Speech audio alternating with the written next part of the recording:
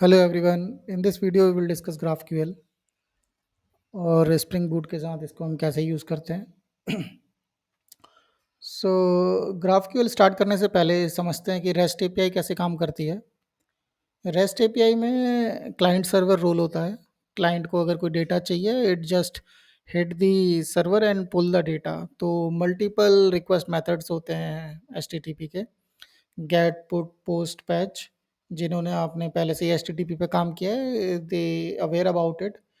Okay, so whenever we want कि भैया data update करना है तो हम पोस्ट यूज करते हैं. अगर हमें डेटा पुल करना है तो हम गेट यूज़ करते हैं. और हर एक सर्विस के अंदर कुछ सेट ऑफ एपीआईज होती हैं. ओके, तो तब मतलब लास्ट टाइम तक सही था जब से माइक्रो सर्विस इन्वॉल्व हुई, when we have lots of micro services. तो अब इकोसिस्टम इस तरह से हो गया है कि काफ़ी सारी सर्विसेज है, काफ़ी सारी क्लाइंट और बहुत सारी एपीआईज हैं. तो उससे क्या होता है कि एपीआई मैनेजमेंट भी अपने आप में एक चैलेंज निकल के आता है. ठीक है, तो अब जब इतना ह्यूज इकोसिस्टम हो जाता है जहाँ पे so many API contract, so many problems, तो वहाँ पर चैलेंज ये है कि इनको मैनेजमेंट करना भारी हो जाता है. जब भी कोई एपीआई में चेंज आता है, सो कंप्लीट डॉक्यूमेंटेशन और डेवलपर के लिए ओवरहेड है. ओके, सो इसको रिजॉल्व करने के लिए एक सॉल्यूशन सोचा गया, which is GraphQL. Okay, GraphQL की थोड़ी हिस्ट्री डिस्कस करते हैं. So it was introduced by the Facebook. तो फेसबुक काफ़ी टाइम से माइक्रो सर्विसेज पे काम कर रहा था.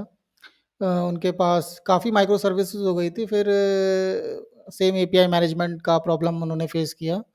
और फिर उन्होंने सोचा कि क्यों ना डेटाबेस से कुछ आइडिया लिया जाए और उस पे कुछ इम्प्लीमेंटेशन की जाए.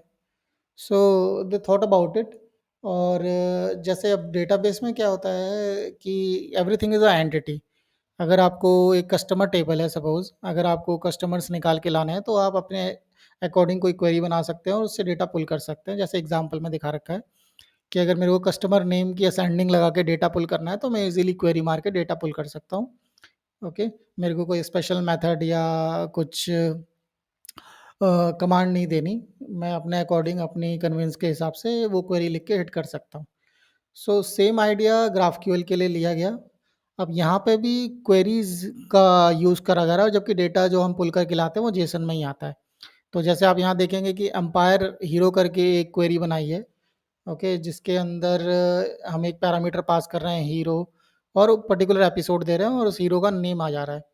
जैसे यहाँ पे मेंशन कर रखा है नेम, अगर हम मल्टीपल वैल्यूज़ और लाना चाहते हैं जैसे नेम, एज या फिर उसका लोकेशन, तो वो भी आ जाएगी. अगर ऑफिशियली देखें ग्राफक्यूएल की definition, so it is like GraphQL is a query language for your API and a server side run time execution. तो बेसिकली जितनी भी हम फैसिलिटी पहले एपीआई के थ्रू देते थे, अब हम उन्हें क्वेरी के थ्रू देते हैं. ओके, हम एक जस्ट एंड पॉइंट रिलीज कर देते हैं और सम सेट ऑफ क्वेरीज बना लेते हैं. सो बेसिक्स हमारे ग्राफक्यूएल के हैं, जैसे डेटा पुल करना और अपडेट करना. हर हर इकोसिस्टम के ये दो बेसिक फंक्शंस होते हैं. ओके, तो यहाँ डेटा फैच करने के लिए हमारे पास होता है क्वेरीज. सो क्वेरीज क्या करती हैं, हम यहाँ पे क्वेरीज आइडेंटिफाई हम स्कीमा में मेंशन करते हैं, फिर उन्हीं क्वेरीज के अकॉर्डिंग डेटा पुल करते हैं. ओके, और डेटा अपडेट और मॉडिफाई करने के लिए हमारे पास ग्राफक्यूएल में होता है म्यूटेशंस. ओके, और इन दोनों को इम्प्लीमेंट करने के लिए जो इम्पोर्टेंट चीज़ है वो है ऑब्जेक्ट टाइप. तो यहाँ पर हर एक एंटिटी एक ऑब्जेक्ट टाइप होती है जिसके अंदर कुछ सेट ऑफ फील्ड्स होते हैं, और उन फील्ड्स को हम वैल्यूज़ देकर उन्हें अपडेट या पुल पैच कर सकते हैं. सो ये देखेंगे आप, ये एक स्नैपशॉट है स्कीमा का, जिसके अंदर क्वेरी और म्यूटेशन डिफाइन कर रखा है ग्राफक्यूएल का. इधर मैं आपको एक सैंपल दिखाता हूँ जो मैंने ऑलरेडी पीओसी करी थी. सो इसका बैकग्राउंड ये है कि एक कंपनी है एक्वेरियम बनाने वाली, तो ये उसका स्कीमा है.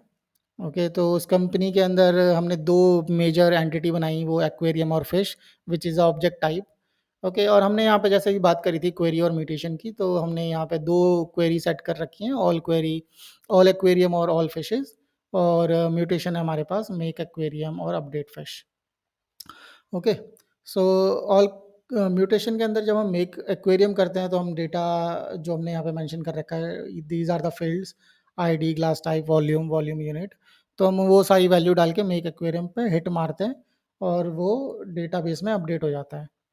ओके, एंड सेम हमने यहाँ अपडेट फिश कर रखी है, जैसे अगर हमें फिश काउंट कम ज़्यादा करने होते हैं तो वो हम कर सकते हैं। ओके, सो ग्राफक्यूएल बेसिकली काम कैसे करती है? जो हमने अभी स्कीमा बनाया था, अभी हमने लास्ट स्लाइड में शेयर किया था आपके साथ, वो स्कीमा हम स्कीमा जनरेटर को देते हैं। स्कीमा जनरेटर उसके बेसिस पे एक इकोसिस्टम तैयार करता है, बेसिकली एक ऑब्जेक्ट क्रिएट करता है इस ब्लूप्रिंट को पढ़ के। सो ग्राफक्यूएल जो हमारी फाइल है वो एज अ ब्लूप्रिंट काम करती है इन क्वेरीज के लिए। सो स्कीमा जनरेटर एक ब्लूप्रिंट तैयार कर देता है। अब उस ब्लूप्रिंट को फॉलो करके अब जब भी कोई रिक्वेस्ट कंट्रोलर पे लैंड करती है, वो कॉल डेलीगेट कर देता है उस ऑब्जेक्ट के पास, और वो ऑब्जेक्ट उस पर्टिकुलर मैप्ड सर्विस पे कॉल डेलीगेट करके डेटा पुल कर लेती है। सो बाय दीज क्वेरीज हम डेटाबेस है, कोई डाउनस्ट्रीम है, ओके, या फिर कोई अलग सर्वर है, वहाँ से डेटा पुल कर सकते हैं। ओके, ग्राफक्यूएल के बेनिफिट क्या है या हमें क्यों यूज़ करना चाहिए? सबसे पहला जो इसका बेनिफिट है वो है ओवरफेचिंग और अंडरफेचिंग को रिड्यूस करता है। सपोज़ हमारे पास 10 क्लाइंट है और 10 क्लाइंट को सारे एट्रीब्यूट यूज़ नहीं करने, तो जिन-जिन क्लाइंटों को जो एट्रीब्यूट यूज़ करने हैं वो उन्हीं को पुल कर सकते हैं। अगर लास्ट एग्ज़ाम्पल की मैं बात करता हूँ, फिश में से अगर किसी को फिश का टाइप चाहिए तो वो सिर्फ़ टाइप निकाल सकता है। तो ये अंडरफेचिंग, ओवरफेचिंग को सॉल्व करती है। मल्टीपल रिक्वेस्ट का मतलब है मेरे एक एंड पॉइंट पे मैं एक टाइम पे मल्टीपल क्वेरी मार सकता हूँ, तो रिक्वेस्ट ट्रैवल बच जाता है मेरा। अब सारा सिस्टम हमारा टाइप डेटा है, तो उससे बेनिफिट क्या होता है कि हमारे एरर आने के चांसेस कम होते हैं। और जो सबसे इम्पोर्टेंट बेनिफिट है वो एपीआई कॉन्ट्रैक्ट ओवरहेड, जो हमें जिसको रिज़ॉल्व करने के लिए बेसिकली ग्राफक्यूएल इन्वेंट हुई थी कह सकते हैं। ओके, तो वो चीज़ हमारी इसमें रिज़ॉल्व हो जाती है ग्राफक्यूएल में। So it is a good part. Okay, and okay, so this is it. This is done from my side. Thank you for watching. Please like, share, and subscribe.